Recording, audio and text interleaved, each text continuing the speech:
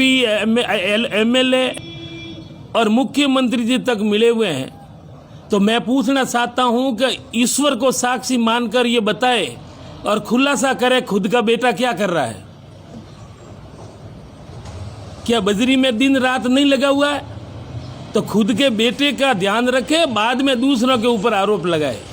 मुख्यमंत्री जी के जूतों की भी मुकाबला मंत्री जी नहीं कर सकते, क्योंकि मुख्यमंत्री जी की ईमानदार और सादगी की जो छवि है पूरा देश में। और रही बात, और मैं पुनः कहना चाहता हूं कि अगर हमारे परिवार की अगर मैं बात करता हूं कि बच्चे तो हमारे भी है, आपका बच्चा 3 सालों से बजरी लूट में लगा हुआ है और मुख्यमंत्री जी के ऊपर आरोप लगा रहे हैं। अरे मुख्यमंत्री जी का आप जूतों का भी मुकाबला नहीं कर सकते। इसलिए ये आज सर बजरी को लेकर जिस तरीके के सवाल आरोप प्रत्यारोप चल रहे हैं, इस बीच में केंद्रीय मंत्री कैलाश चौधरी ने बड़ा आरोप लगाया है कि इसमें पूरा राजस्थान सरकार की ही और ठेकेदार की मिलीभगत और स्थानीय जनप्रतिनिधि भी इस ठेकेदार के साथ मिले हुए हैं। इस तरीके से ये गुंडागर्दी हो रही है जनता में, और जनता सब जानती है कि किसकी कितनी छवि है। खुद का इतिहास अपने माननीय मंत्री जी और अपने सांसद जी का इतिहास और हिस्टोरी देखी जाए तो कितनी छवि है वो दुनिया जानती है। अब रही बात बजरी की, मुख्यमंत्री जी के जूतों की भी मुकाबला मंत्री जी नहीं कर सकते, क्योंकि मुख्यमंत्री जी की ईमानदार और सादगी की जो छवि है पूरा देश में। और रही बात बजरी के कौन मिले हुए हैं कौन नहीं मिले हुए, मैं व्यक्तिगत आरोप नहीं लगाता हूं, लेकिन उन्होंने अगर कहा है कि एमपी एमएलए और मुख्यमंत्री जी तक मिले हुए हैं, तो मैं पूछना चाहता हूं कि ईश्वर को साक्षी मानकर ये बताए और खुलासा करे खुद का बेटा क्या कर रहा है। क्या बजरी में दिन रात नहीं लगा हुआ है?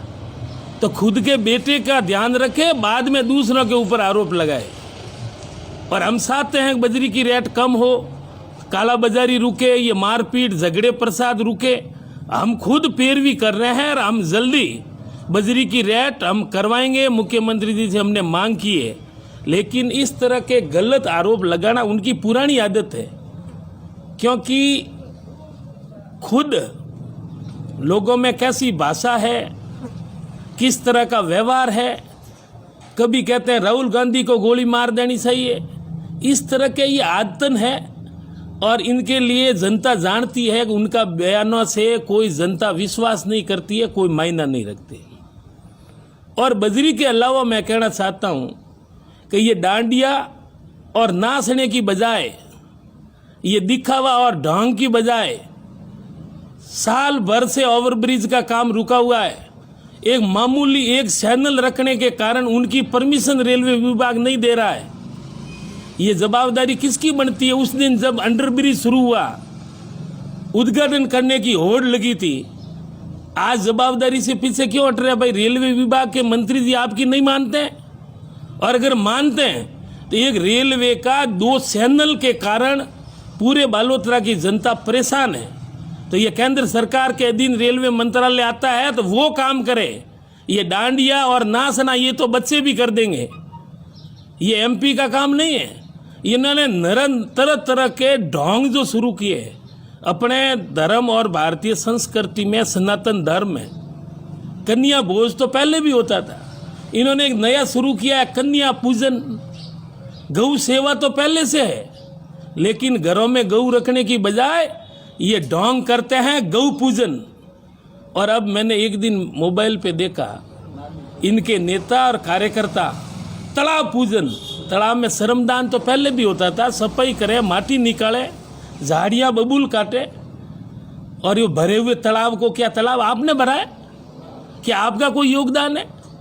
आप कंकु और अबीर गुलाल डालकर, सावल डालकर क्यों पानी गंदा कर रहे हो?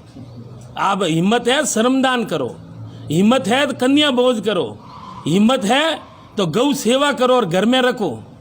घर के नज़दीक गऊ को आने देना नहीं, और मोबाइल पे लगा देना गौ माता के नाम के कितने लाइक आते हैं।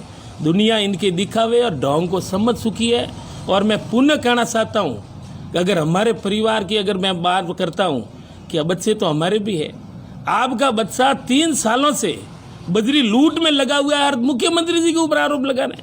अरे मुख्यमंत्री जी का आप जूतों का भी मुकाबला नहीं कर सकते, इसलिए ये आदतन है आरोप लगाने में। इसलिए झूठी बातों कर सरसाओं में रह के, लेकिन बार बार जनता गुमराह होने वाली नहीं है। और हम मांग करते हैं, हमने माननीय मुख्यमंत्री मिले, जल्दी बजरी की रेट कम करेंगे, लोगों को राहत दिलाएंगे। लेकिन आज केंद्रीय कृषि मंत्री है, जब बने हमें गर्व हुआ कि अपने इलाके का सांसद जी मंत्री बने। पूरे कई जिलों में फसल बीमा आ गया, क्या उन नींद में है कि गत साल का फसल बीमा क्यों नहीं दिया? उनकी पैरवी नहीं करना, रेलवे अपने ओवरब्रिज के लिए परमिशन की पैरवी नहीं करना और झूठे आरोप लगाना और डांडिया नाच में मस्त होना, ये डांडिया नाच आपका नहीं है। आप रेलवे की परमिशन दिलाए और किसानों का फसल बीमा दिलाए, क्या मैं आरोप लगा सकता हूं?